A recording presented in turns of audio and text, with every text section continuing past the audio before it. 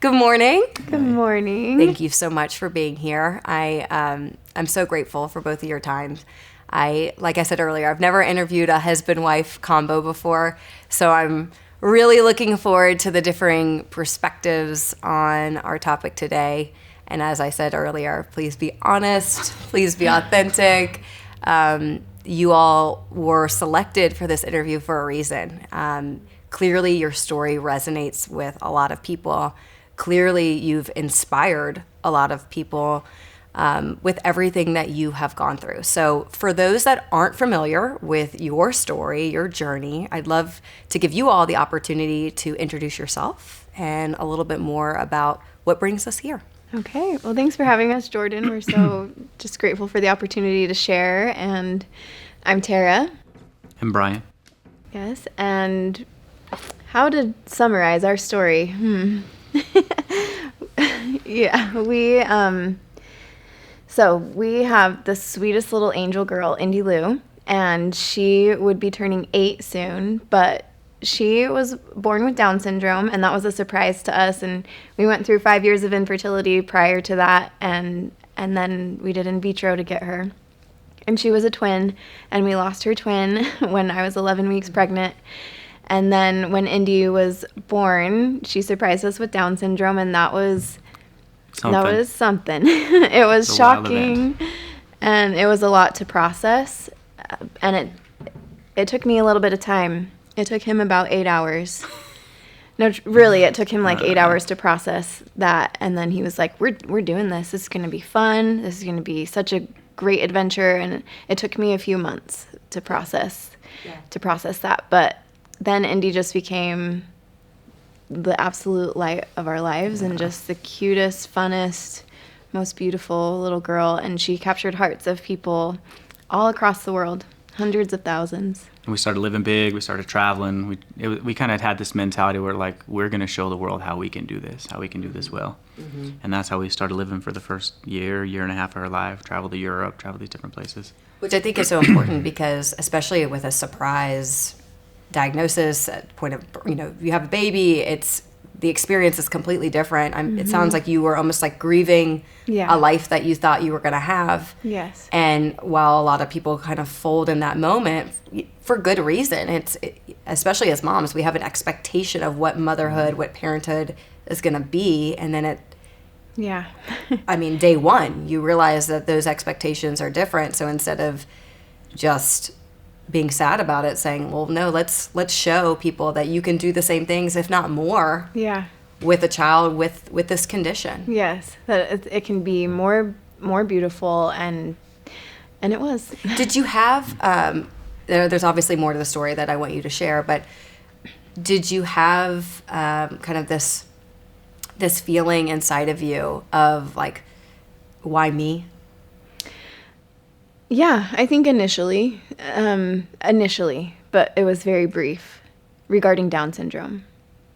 I think, I don't know, like I just understand that, like, I don't know, life happens and I'm a kind of a realist, right? And so it's like I have a hard time feeling bad for us because I know there's a lot of people that go through difficult things in this world. Sure. A lot of people that struggle and suffer, and I have a hard time living with myself inside of that suffering. And so, like she said, it took me 8 hours with Indy when she was born. It's like, I grieved what I thought our life was going to be, what I thought Indy was going to be. And then I said, you know what, we're doing this, because I'm not more special than the next guy, the next guy, the next guy. Like, we're all in this together, and we all have our own stuff. Like, did y'all have examples in your day-to-day life of other people with a child with Down syndrome? No. So this is funny because I'm a nurse practitioner, and I was a pediatric emergency room nurse. And so what I knew about Down syndrome was the kids that I took care of in the hospital. And so I felt very overwhelmed by the potential health challenges because obviously the children that I saw with Down syndrome were in the ER because they had health challenges. And so we didn't know people in the community that had kids with Down syndrome. There was the boy in middle school and high school that was in love with me. His name was Junior. He had Down syndrome. But other than that, we didn't know anybody. And being introduced to that community was such a beautiful and vital thing for us. I remember Indy was just a month or two old when we met with some of like the leaders of the Down syndrome community in Kind of our Utah core where we group. live. It's kind of like generations. Like you grow up like a generation in school. You Right. graduate every grade with these same kids. It's like we fell into that group inside of the Down syndrome world. Yeah, and they became our best friends and just our support system, and we got to see like their families are just happy, typical, like wonderful, beautiful families, and their kids with Down syndrome are the light of their family and their life. And was that part of the inspiration to share so much on social? Is like Indy is born and we want to be this beacon for others that might have felt the same way that you did on day one. Yeah, I think it was partly that, and it also partly just happened very organically. So, Sure. But when Indy was born and we were sitting in the NICU bedside for 2 weeks, people would just send me like, oh, look at this account, look at this family on social media, like, Right. and their cute little girl. And so that's where it started. Like sitting in the NICU and I'm like, okay, I'm going to follow this family. I'm going to follow this family. This is the cutest little girl I've ever seen. I'm going to follow them, you know? And it just became scrolling through like, wow, their life is actually like so good and so normal. Right. You know, Right. because we were so scared. What is life going to look like? But then you see these other families and you're like, their life looks beautiful and happy. So let me ask you, I think that when people hear the words Down syndrome, there's this immediate uncomfortable feeling that kind of takes over because it's not something that many people understand. Yeah. Because it's not particularly common. Were there things that people said to you both that were particularly uplifting? And on the flip side, were there things that weren't so helpful? Because I think part of my goal, our goal with Support Now and in general is teaching people how to support people through tough times. And Down syndrome and special needs is one that is very taboo in our culture. Yeah. So I'm just curious, do you recall something that anyone said that felt uplifting, something that maybe you've taken along your journey, and then again, the flip side of that? Yeah. I think first I would like to say, like, the taboo part is, like, Indy was the best thing that happened to us. And I want that to be my main message is, like, don't feel bad for somebody who has a child with Down syndrome or another cognitive disability. That I promise you that child is the light of their family's life. Mm-hmm. And it's not a burden.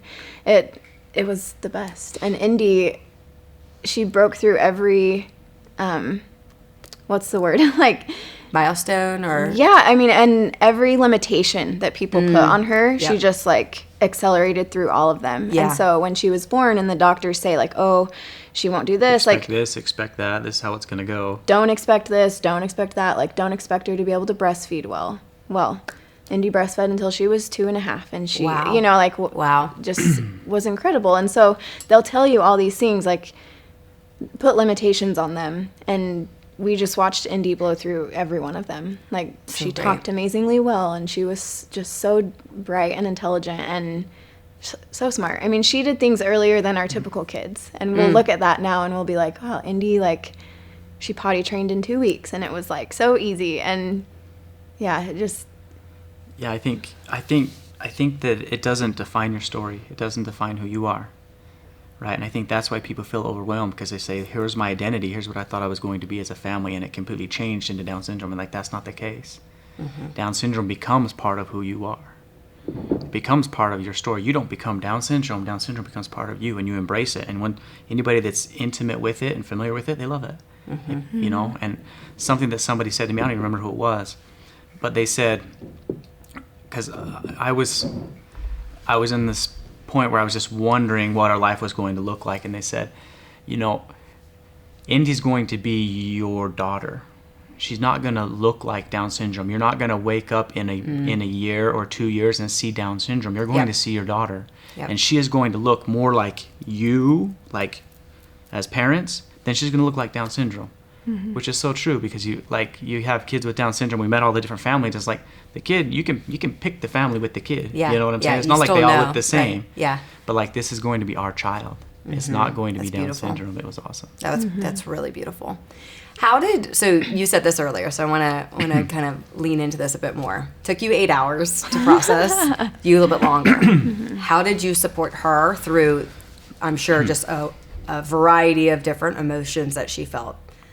Big hugs, lots of patience. Understand, like, everyone's built differently. And some people's strengths are other people's weaknesses, and some people's weaknesses are other people's strengths. And so Terah and I actually complement each other really well with this, because I'm like quick to snap out of it and get myself in the right place. But then when Terah comes to and gets herself in the right place, she's the powerhouse. She's the strong one. She's the mama bear. You know what I'm saying? And so I'm quick to snap and get myself there. But when she comes, she brings the heat. And so, like, I just understood and tried to support her and love her, give her the words that she needs, give her the little bits of goodness, or try to help her see the goodness, try to help her see the perspective, try to help her see things. So say, hey, come on over here, and this is how it can be. Yeah. It definitely takes me longer to process everything in life in general. Yeah. And so I would have days where it was like hard and overwhelming. Like I remember the first time I took Indy to Target. I left the house and I took her to Target, and she had oxygen on for the first month, I think, of her life. And I thought everyone was staring at me, and I just felt like everyone's staring at me because she's on oxygen and they can see she has Down syndrome. And I just, and it probably wasn't even true, but it was very overwhelming to me. And I just remember, like, I needed a lot of reassurance from Brian. Like, no, it's going to be amazing. She's amazing. And obviously I knew she was amazing from the moment that, like, we found out she had Down syndrome, and then the moment I held her after that, it was like, oh yeah, this is my Indy, this is my baby. Like, because there felt a disconnect at first. Like, wait, what? That's not the baby I was just carrying. She didn't have Down syndrome. Well, and I think that disconnect can happen with typical healthy children too. I think there's a lot of pressure on women and moms to feel this immediate connection that some moms don't feel right away. Like, I think there's a lot of pressure to feel a certain way like that. And some people, for that, is really authentic. For others, it just takes longer. Yeah. And to your point, you were kind of thrust in a new normal in a second. I mean, it's a pretty wild thing to have to experience. Yes. Again, already the difference of, okay, now you were a couple, now you're a family, a mom, a parent, a dad of one, and you're parents of a child with Down syndrome. Yes. That's a lot to process all at once. Were there things that your friends did for you kind of immediately afterwards that were helpful for you all to kind of begin to process what was going to be your new life? Yes. I think initially, like, the support was amazing because it was like, she's beautiful. Right. Yeah, everybody was just so excited, and that's all we wanted. Like, we just had our first baby, and we waited 5 years for her, so we just wanted to, like, to have it be a celebration. And for the first, like, 8 hours, it was really dark because they took Indy from us. We were separated from her for a while, and it just felt so dark. Like, where's our baby? What's going on? She has Down syndrome. What? And so Totally. When we were reunited with Indy, and then Brian sent a message out to all our friends and family and just said, like, our baby's here, our baby girl's here, and, like, she came with this extra chromosome, and everybody was just so happy still and, like, so excited for us. At least that's what they made it seem like to us, and that just meant everything, because it was like I was scared and a little, like, I felt a little embarrassed or something, Yeah, you feel like a little shame, like deep down. Yeah. Which I wish so bad now I could go back and not feel those things, because, like I said, Indy with her Down syndrome ended up being just the best part of our life. So but they responded with so much love and support, and then they were like, oh, I follow this account on Instagram, follow them, they're the cutest family. And so that was really helpful, and they, like, sent us flowers, and when we brought Indy home from the NICU, they, like, had balloons and a welcome home sign, and they made it really special, and then connected us with the community. Like, one of our friends knew one of the girls in Salt Lake that has a child with Down syndrome, and, like, really advocates for the Down syndrome community, and those are the ones that ended up being just our best friends. I love it. So I love it. Yeah. Well, why don't you progress through the story, because there's more that happens. Yes. It's actually, women and families like you, it's really astonishing how much can happen, how much one couple can truly endure. Yeah. I'm sure that's how you feel, even if you don't have any sort of resentment. So I would love for you to kind of continue to share kind of what was to come. Yeah.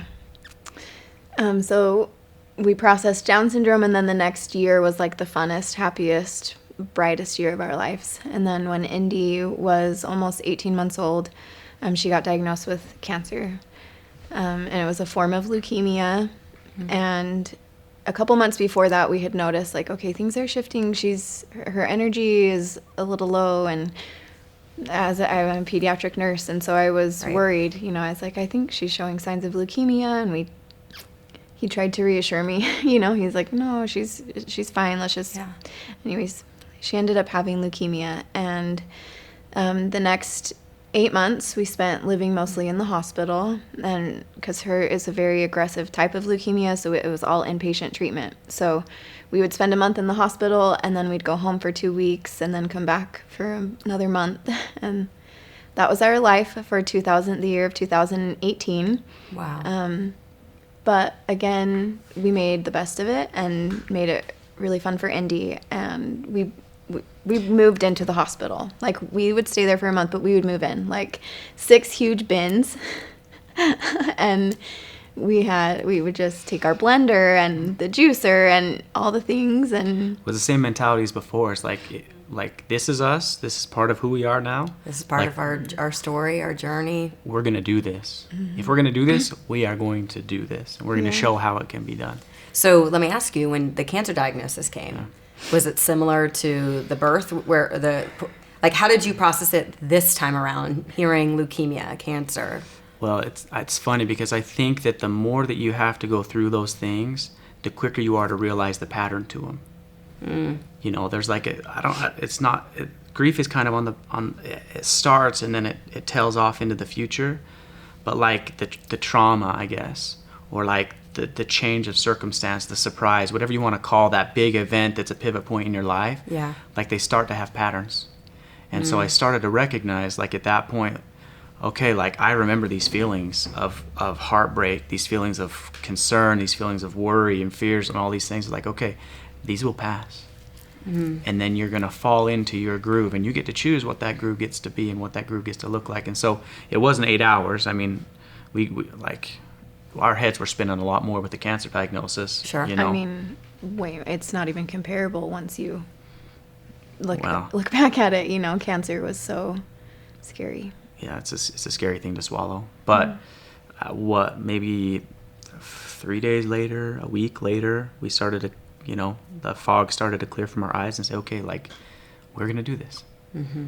And let's show the world how to do it. And you keep sharing on your social medias, and you keep bringing people and letting people see the beauty of Indy. Like, and that's really, like, in that cancer journey, people saw more and more of greatness and how special. And like Indy, the way that she endured it, the way that she was happy, the way she kept her energy, like all of that was like this glorious element that we could continue to show the world. Down syndrome, yes. Cancer, yes. But here's Indy. Mm-hmm.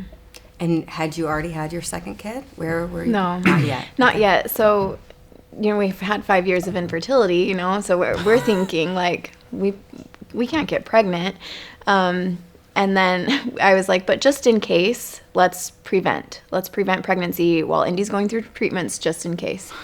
I got pregnant in the midst of her treatments. Like, total surprise, total wow. Whoops. But it was very divine. Yeah. Looking back, you see how divine it was. So Indy was diagnosed in January. In July, I found out I was pregnant. Wow. And then Indy finished treatments in September, October. And she was in remission.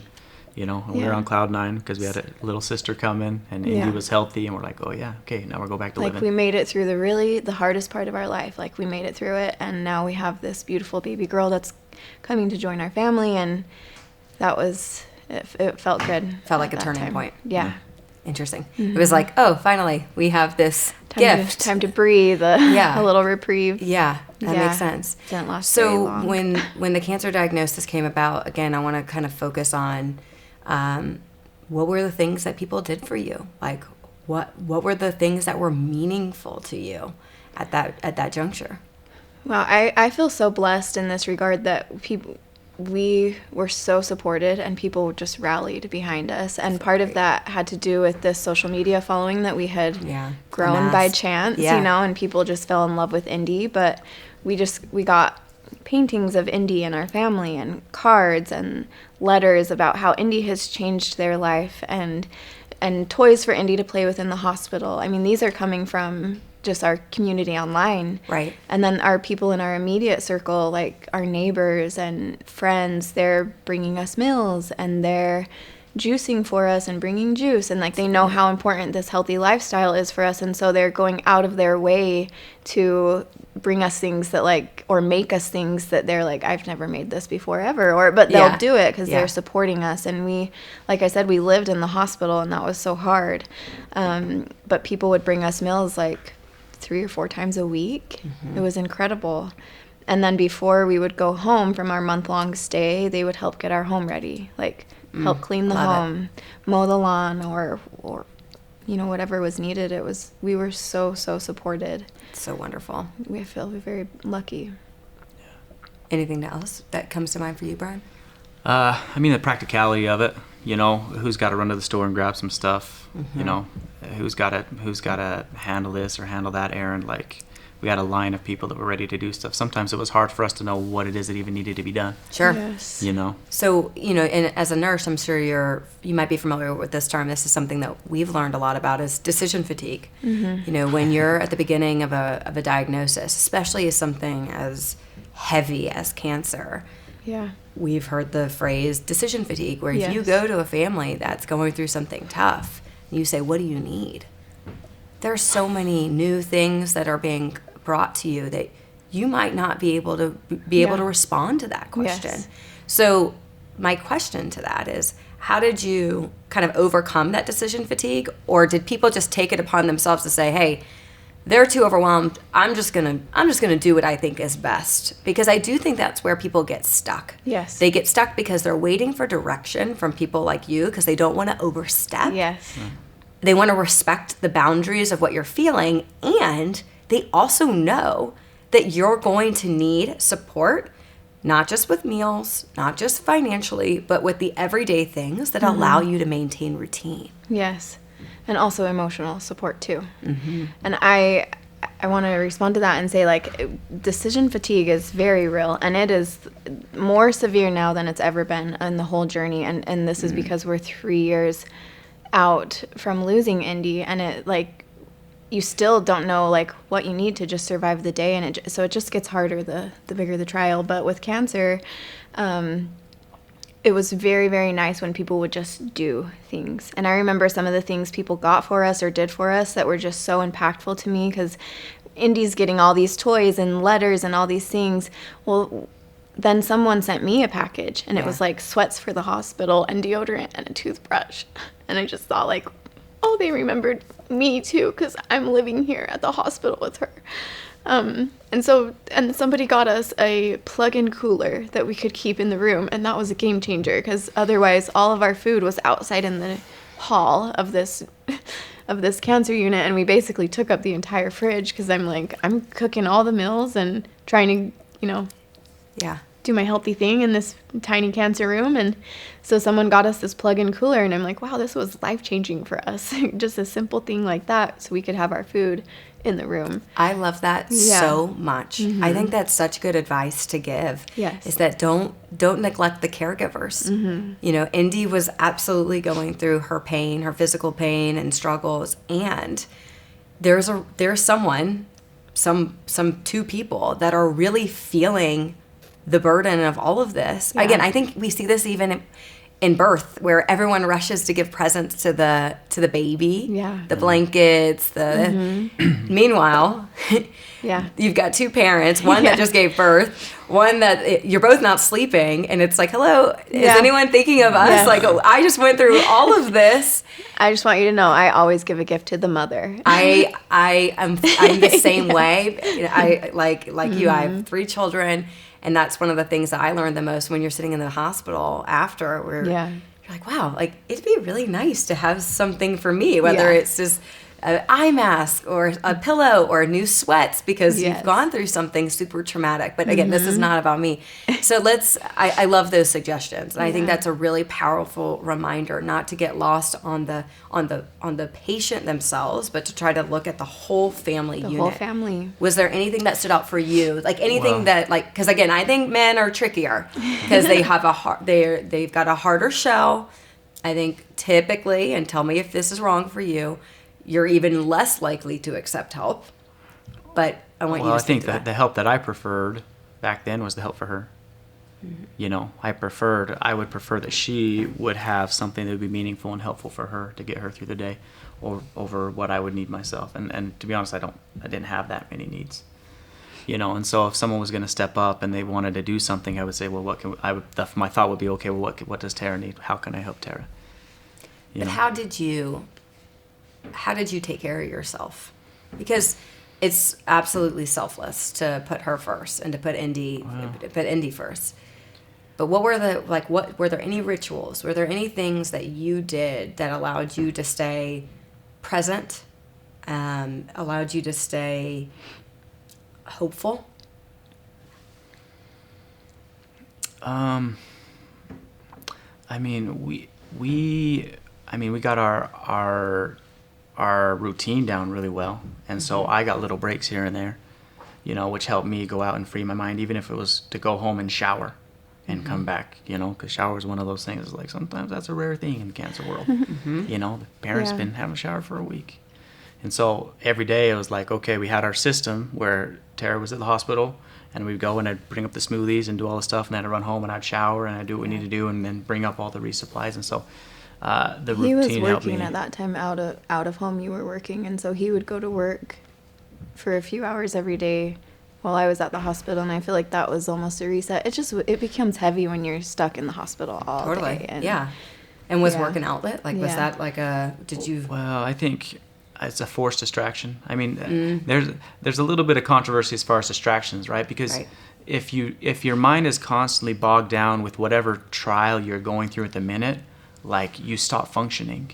You can't process, and you can't find happiness and joy. Like you can't, it becomes so heavy if that's what you're always thinking about. And so, you know, sometimes you have to give yourself a reprieve from that, a mental reprieve. And even if it's 10 minutes, 15 minutes, whatever it is, or like a night out, or, you know, I was just looking through and saw that like one of your friends invited you to go get your hair done. You know what I'm saying? Like you have to give yourself a break.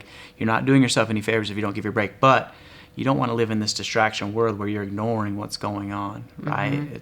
Like you need to understand the reality of it, and don't use distractions as a way of avoidance of what the situation is. And so there's this healthy balance of distraction where, work, like it would give my mind and my heart a break. Maybe a better way of saying is my heart. It would give my heart a break because I would go to work and I would use my mind.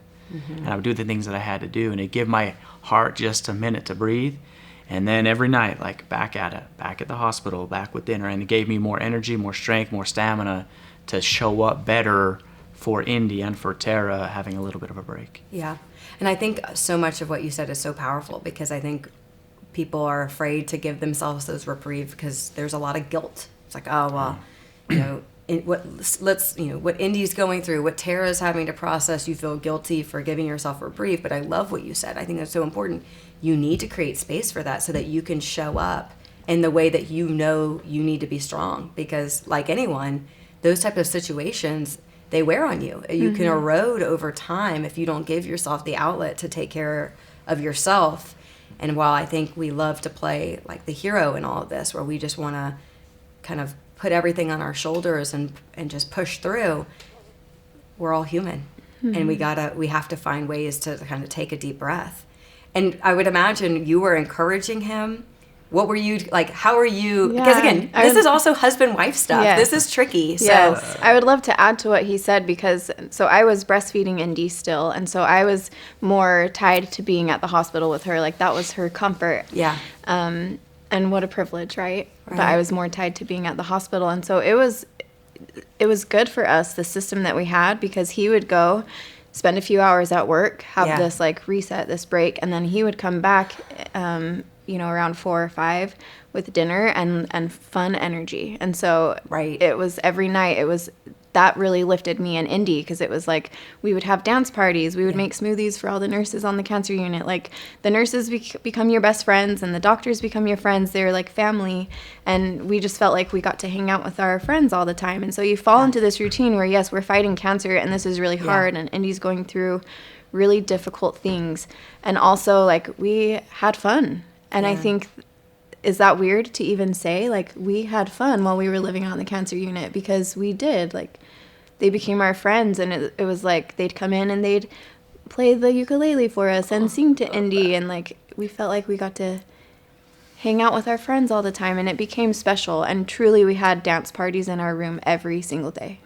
Every single day. It was like we would turn up the music and just dance. And Indy loved dance parties, and she would just giggle through them. Even on hard days, like we had our dance parties, and we had like this joy. So it makes me think like some things that helped me were a dose of perspective sometimes. Someone would share something with me, an article or a clip, a YouTube clip or whatever they would share, and give me a little bit of perspective. And one of those things, you know, I don't know who shared it, but someone shared it, was like, when you go through cancer or some of these difficult trials, you feel like your power is taken away, your choice is taken away. Yeah. Right? You're thrust into the middle of this difficult thing, and you're hogtied. But the truth is you have a lot of choice inside that world even. And for us, one of our choices was the mood, right?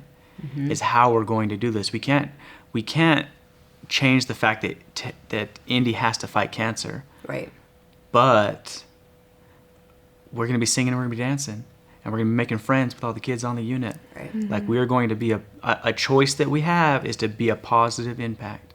We can choose to kind of cower and understandably so under the weight of all this pressure, just kind of buckle, or we can choose to step up and say, no, like I'm gonna make good stuff out of this. Well, just like you did throughout, even to get to that point. I mean, 5 years of infertility, then a Down syndrome. Like, you had that resilience, like you had that muscle already, which I think is incredible, and something that is underestimated is that all these kind of tribulations that you had to navigate through in the past were also helping you navigate this even larger moment, because you had been through it before and you knew how to overcome that to a degree. Again, you're normal. I'm sure there's still immense grief, immense hardship, immense. But I think that showing somebody vision in that moment is worth anything. Is worth as much as anything that you could offer them. Right. You show them a vision of how it could be. Right. Because I think with Down syndrome or with cancer, like, there's not a lot of circumstances out there where somebody is really like showing the greatness in something so difficult. And social media is helping, and sharing podcasts are helping, and these different things are helping people be able to have a further and more expansive vision of what life is. Right.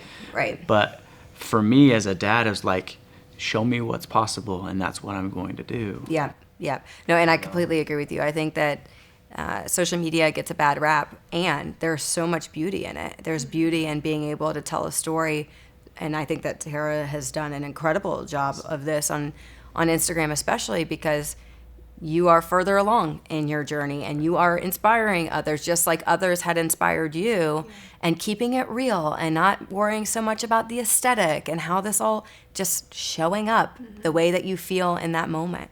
So I do want to make sure that we kind of continue to tell the story. Kind of talk me through, after you get through all those treatments, what happens then? So then we're celebrating because Indy, she's in remission. She rings the bell. We're good. We have our other baby girl, and we just think, like, wow, we really passed through an extremely hard season, and like now life can start. Like, now we can begin this, like, the life that we want to live with Indy, which is where, like, we're a bit like free spirited, and we want to take her to see the world and let the world see her, and we want to let the world see her within our family and see that we are just a normal family and we're having fun and enjoying life. So this is our goal and our dream, and we're so excited about this. And then our baby girl is 4 months old and Indy relapses. And so we got just a few months, I feel like, to feel like the weight was lifted and that things were going to be good. So then Indy relapsed and things got like really, really hard. Yeah. She got put into a treatment called the transplant that happens with leukemia. A bone marrow transplant. Oh, yeah. And that's intense. Intense. More difficult than the previous year. So she got pushed into that, and it was hard, but we did it. We made it through. And we got to the end of that, and it was like, what, November, December, where she's home. Okay, transplant's done. Okay. And she made it through transplant, and the doctors were amazed. They were like, wow, she actually did a lot better than we thought she was going to do. And once again, defying odds. Defying all the odds, yeah. And then we went home, and we had Christmas at home. And then just right after New Year's, a couple days later, she just became very sick, went into respiratory failure. She had an extreme delayed response to the bone marrow transplant, where her lungs just filled up with inflammation and couldn't function anymore. So we were in the ICU. She was put on ECMO, which is a machine that bypasses your heart and lungs, or either one or the other, so that they can rest and heal. So this is like the furthest, the most advanced life support that they have. Like, this is the last. Yeah. And so we're just like, is she going to come back from this? And we saw so many miracles. We were in the ICU for a month. Just profound miracles. And this is when the world like really came together for Indy and our family. Incredible. And everybody started crossing their fingers for Indy. It was this really beautiful thing. It was the Indy effect, they termed it. And one day, on a really stressful day in the ICU, we look over and Indy's laying there and she's crossing her fingers while she's asleep, and she's intubated, and crossing her fingers was something she started doing when she was learning to walk. And she would like get to like nervous or unsteady. She'd get nervous and she'd cross her fingers. And so we're sitting there in the ICU and we're having this really hard day, and we look over and she's crossing her fingers.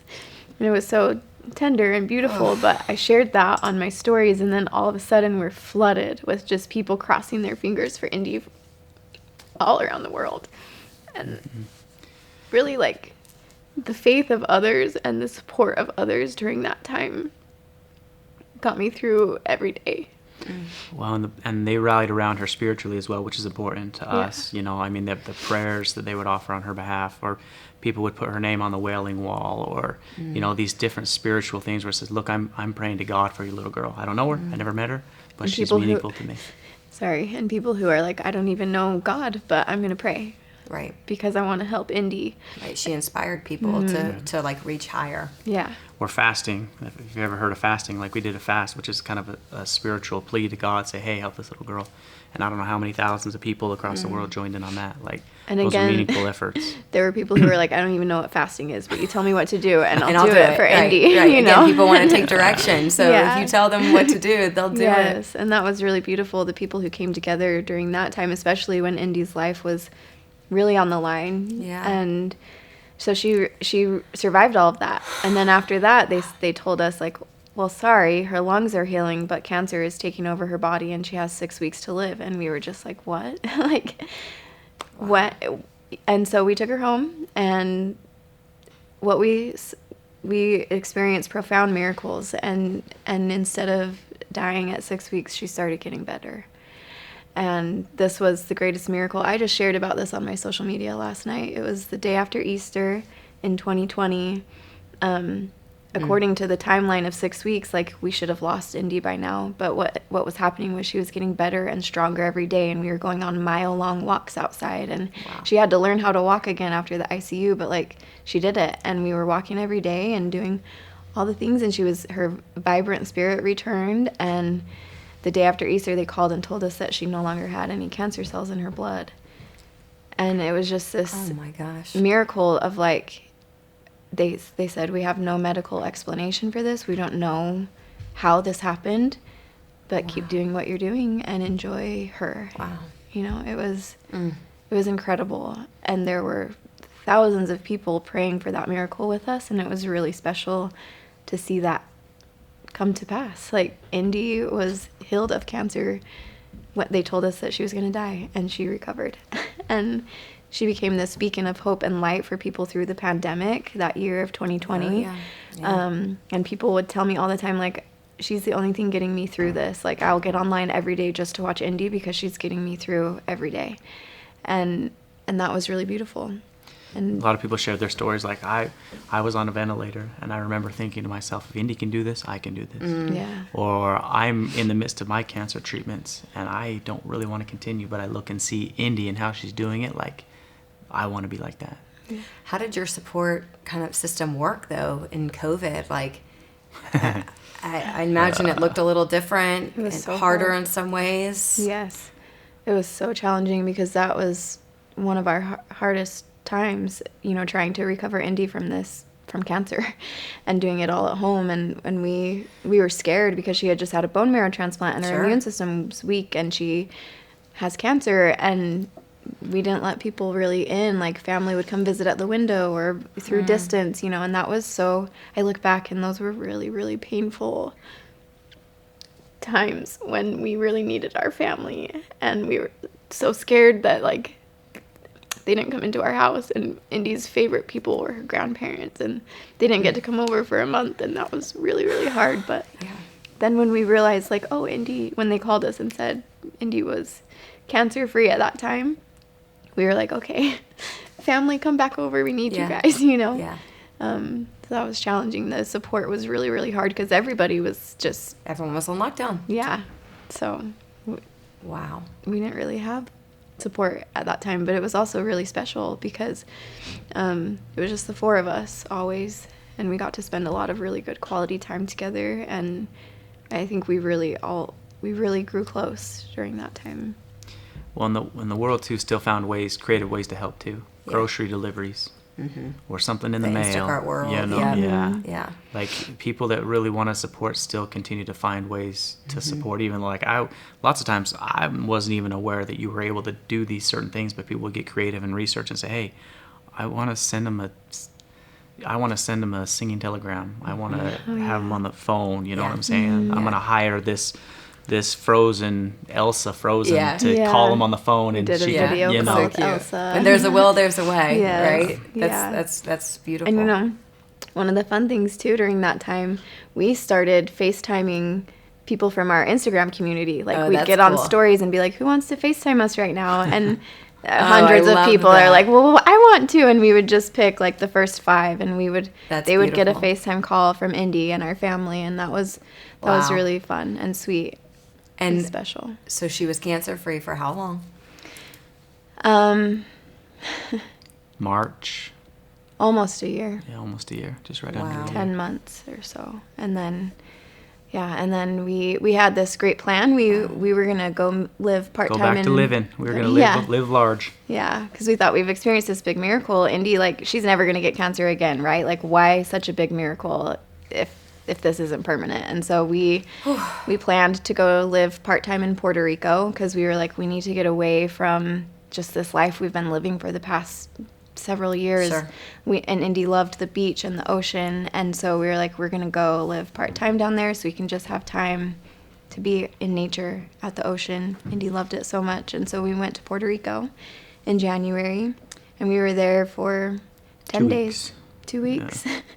Indy's eyes started swelling up and just kept swelling, and we called our team, and they were supportive of us going. They were like, yes, Right. please go. Right. Go get away. Yeah. Do something for yourself. Yes. Do something. So we called them, and they were like, it could be cancer behind her eye. And I'm like, no way. Like, it's probably just an infection. But we flew home.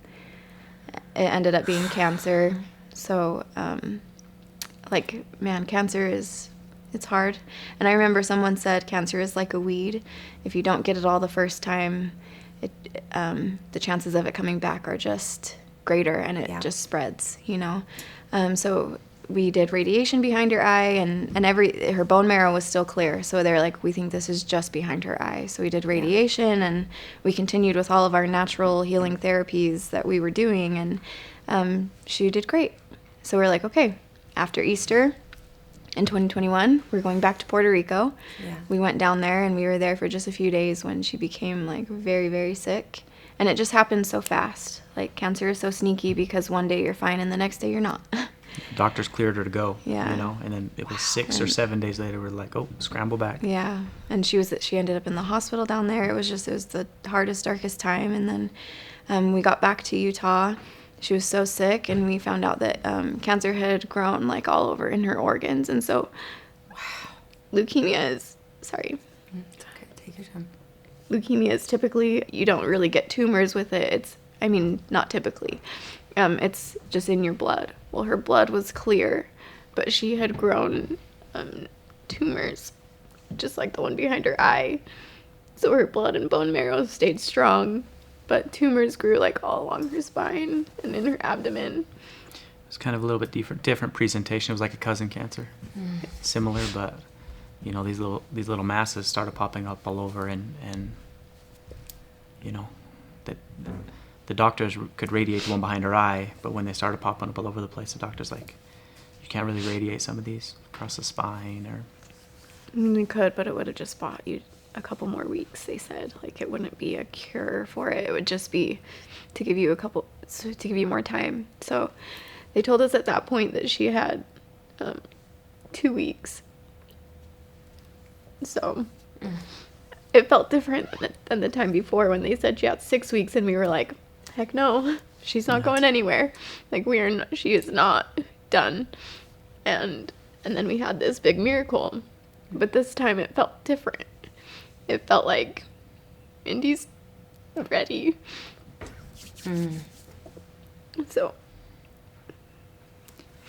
So we took her home. It's really hard when you're given a timeline, because every day is like you're on the clock, like you have to make the best of today, because we don't know how many days we're going to get. And living on borrowed time. Yeah. And they tell you have 2 weeks, and I'm so grateful we got 6 weeks, and she was happy during those 6 weeks, and she felt well. And even on my social media a couple weeks ago, someone was like, I am truly amazed at how well Indy looked until her last day. Like, she just looked well, and she continued to talk and be happy and eat her favorite foods and have pizza parties, and like she was still living. Like on the day that she passed away, like she still ate her favorite food. She went out the way she wanted to. She did. Yeah. She decided. Yep. Wow. So that was June of 2021. And so, the world came when that happened. You can imagine the support that came in from all across the world, and an it was avalanche. Yeah. Was that overwhelming? I think in that space, that fog of like, deaths happen, and sometimes you know that they're coming, and sometimes it's a total surprise. But either way, it's shocking. Like, your human mind can't comprehend death. We can't comprehend it as humans. It's like they're telling me that Indy's going to die. Part of me believed it, and part of me still didn't. Like, you just can't comprehend it. And so then when she actually did pass away, even though we knew it was coming, it was like, it was still shocking. So you're still living in a fog. And so much of it is like, I wasn't super aware of everything that was happening. Like, looking back, like, wow, all of these people rallied and came together. But I was just like, I didn't really know that was happening at the time. I just was like in this fog of like, how am I going to wake up today? Like, wait, where's my daughter? Like, she's gone. You just can't really, you still can't comprehend it even after it happens. Like, every time you wake up, it's another shock to your system of like, final. It's just so final. Yeah. And I learned, ever since Down syndrome and then cancer, like our life became so atypical. We didn't know what to expect. We were so far off the charts in our life journey that was like, what does tomorrow look like? I don't know. What does next month look like? Your guess is as good as mine. Yeah. Man. But people did rally, and it was, so I feel so lucky and blessed, because we've had to go through extremely hard things, and we've had immense support through the whole thing. And I wish that everybody had the amount of support that we received and still receive. I wish everybody had that who has to go through these things, because it really made a huge difference for us. And thousands of people came to Indy's celebration of life, and it was the most beautiful celebration of life like you could even imagine. Just, it was stunning. It was beautiful, and just thousands of people there to honor her. But we thousands of didn't people do to any help. of that. I mean, Yeah. there were hundreds of people that came Yeah. together to set up, to make everything happen. Like we couldn't have planned that. We were, in Right. the state we were in, and it was so incredible to see Indy honored that way, from people who dedicated months of their lives, like some of our closest friends who spent months planning her celebration of life, like I guess in 1 month, because when we found out she was going to pass, they started. They started working. Yeah. There's something to be said about your close family and friends, and the impact that they can have in that sort of time to carry, because it's not there's certain things that distant relatives or distant friends can help with. They can send meals, or they can donate to a cause, or to support you in that way. But we were blessed that there was like a tight team of maybe 5 people, that they were our help and our support, and we leaned on those guys so much. They planned the whole celebration of life and did it in an incredible way. Yeah. But they were like our they functioned for us when we couldn't function. And those were some of our oldest, closest friends. And then we also had the Down syndrome community. Right. And like this, all of it came full circle when it was like they were our biggest support system through cancer. And then in our final days, like they would divvy up who was going to come over, but one of them or 2 of them would come over to our house every single morning and make juice for us and do our dishes and do our laundry. They took our laundry home. They cleaned our house, hired cleaners to come clean our house. They took care of everything so that every day could just be us focusing on Indy. They put a cooler on our porch and just said, like, okay, you're in charge of dropping off food today. Just go leave it in the cooler, so that if we were busy, we weren't disrupted. Like, they were just leaving food in a cooler on our porch. And when they would drop off food, they would they left a little mailbox, an Up house mailbox, because Indy loved the movie Up, and they would write a note for us when they left their food. They printed out a huge, big sign to go in our front yard that said, "Indy Lou, the world loves you," with a picture of Indy, and I mean, everybody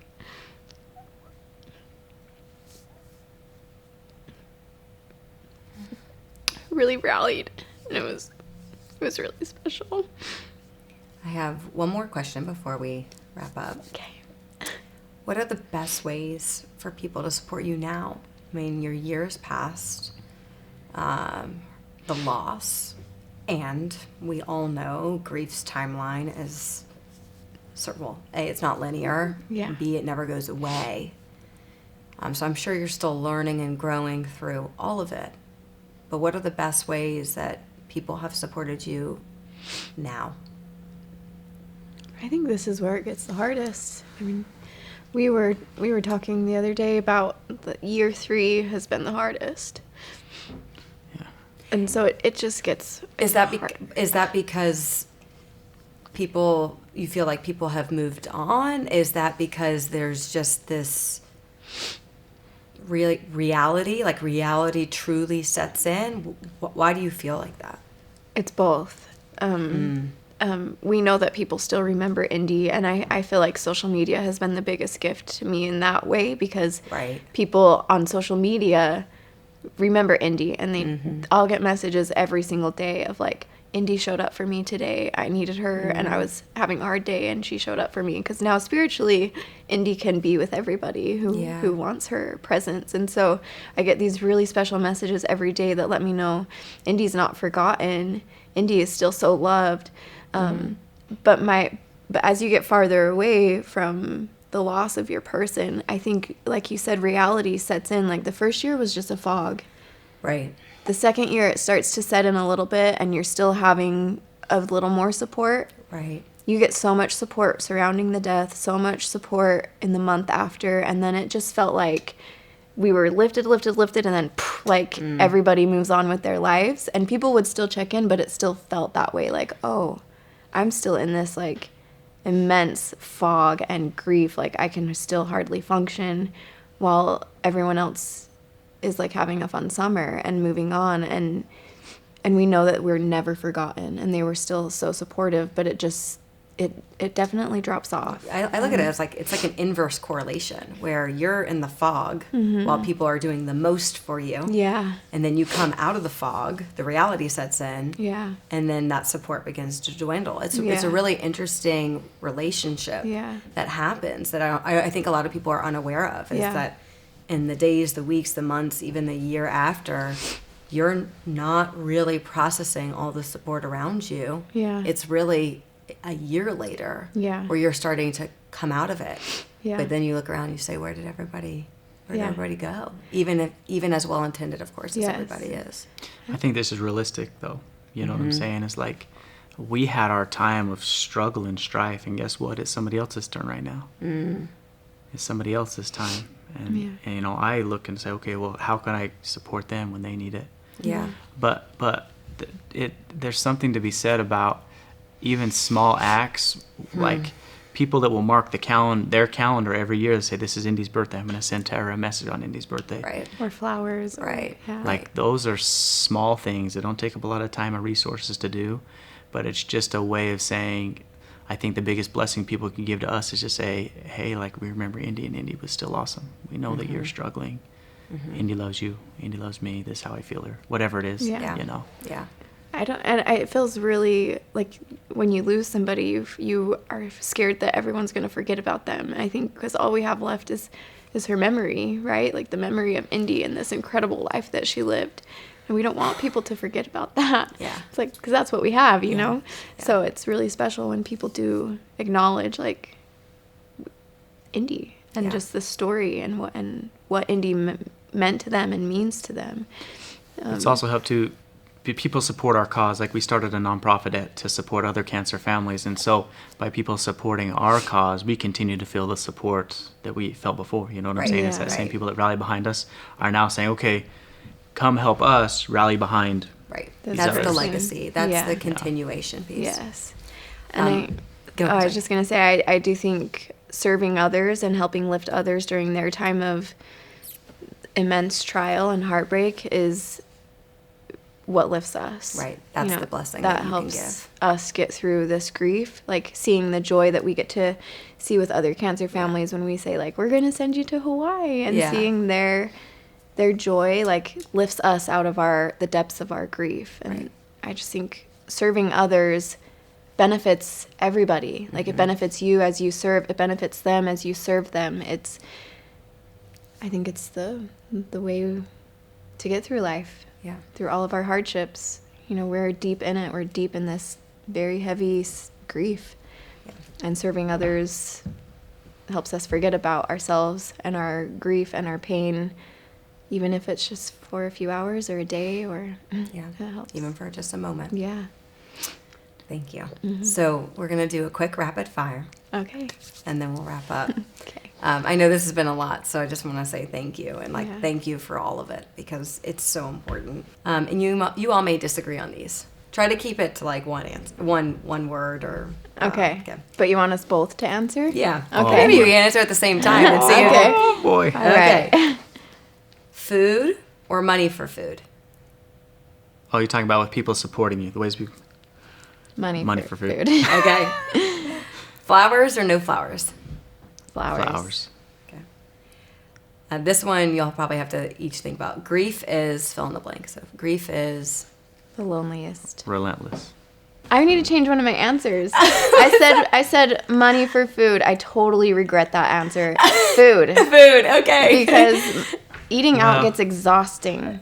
Well, And so I would much rather have had somebody and they did. They made us food, and it was so amazing. So food. Okay. Okay. She goes on record. We'll admit that from the video. This one's just for you. One word to describe Brian. The first thing that came to my mind was supportive. Okay. Yeah. One word to describe Terah. can I do two? Yes. Fiercely loving. She loves fiercely. She's the mama bear. And I'll give you each the opportunity to do this one. One word to describe Indy. Oh, first thing that came to my mind was powerful. Indie. I don't know. It's really hard to choose one. Like 5 words came at once, but the very first one was powerful. Yeah, she's angelic Angelic. in every way. You too. I think on Instagram, like there's this phrase like #goals, you know, that's what like way well overused, and I would say like used in the wrong way. Like you all are goals, like the way you've navigated life, and while you may not again think of it in this way of, you don't wallow in it certainly, and you still have gone through an abundant amount of hardship. Yeah. It's truly inspiring, and it's beautiful because to me, this is what partnership looks like. This is what marriage is. It's like lifting each other up, not just in the good times, but the tough times. What a beautiful example you set, not just for your children, but for the community. And like, thank you for sharing what you do on Instagram, because it's important. It's a very important reminder for people navigating all sorts of hardship. And what an honor for Indy to have you as parents. I mean, it's really so beautiful. I mean that from my heart. I'm so passionate about support, and even I've learned so much from the two of you. There's takeaways that I will use in the future based off of what you've shared. So thank you again for allowing us to have this opportunity. I'm very grateful. Well, we're pretty pleased with what you do too. You know, it's pretty incredible what the goals and the vision and the efforts that you guys put forth. Like, Thank you. You guys are the good in the world. Thank you. Thank you. So we're honored to just be around great people. Happy to do it. Thank you so much. More to come. More to come.